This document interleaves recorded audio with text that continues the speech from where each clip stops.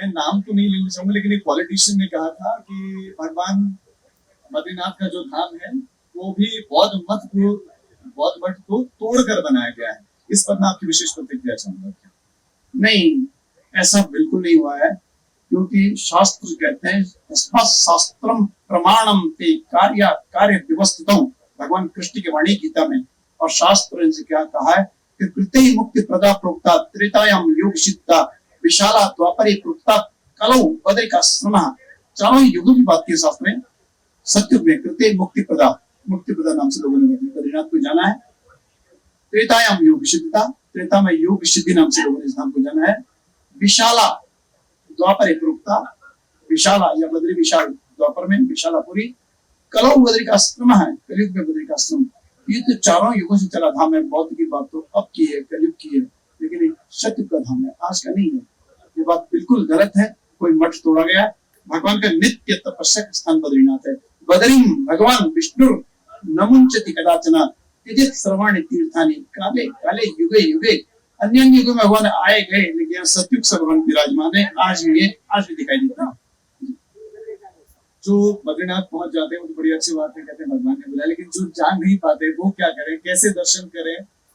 जानकारी भी मिली कि चूंकि बहुत जो मांग की जाती है उसकी वीडियो स्ट्रीमिंग कराई जाए, लेकिन लाइव स्ट्रीमिंग नहीं होती है। तो क्या आपको लगता है कि होना चाहिए? आप बिल्कुल आने वाला समय मांग है, और ये बात मैं भी चाहता हूँ। जो चीजें मंदिर के भीतर होती है बाहर आनी चाहिए, दिखनी चाहिए। बहुत लंबे समय लोग लाइन में खड़े रहते हैं, कतार में रहते हैं।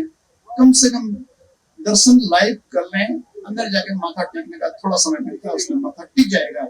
मैं इस पक्ष में हूँ, इसका लाइव प्रसारण होना चाहिए। क्या आप मंदिरों में वीवीआईपी दर्शन के समर्थक हैं? क्या आपको लगता है कि ऐसा होना चाहिए, या भगवान की दृष्टि में चाहे आम होता सो आप जी एक बार भी वीवीआईपी दर्शन को लेकर आपकी प्रतिक्रिया चाहूंगा कि क्या ये उचित है, मंदिरों में होना चाहिए? देखिए, कुछ कारण, कुछ लोगों के साथ सुरक्षा आवश्यक है। प्रधानमंत्री आ जाएं, सुरक्षा आवश्यक है। ऐसे लोग आ जाएं, सुरक्षा आवश्यक है। लेकिन वीआईपी का एक कैटर होना चाहिए।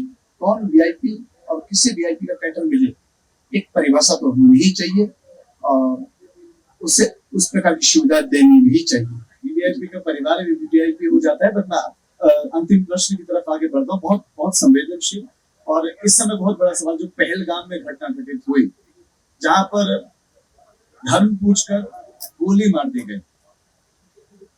देखिए, क्या ये हिंदुओं पर हमला? देखिए, हमने जैसे सुना भीतर से हम उबल पड़े, मरना चाहिए था लेकिन मरे नहीं, उबले हम अंदर से। इसे पर्यटक को मारना था कि हिंदू मारना था?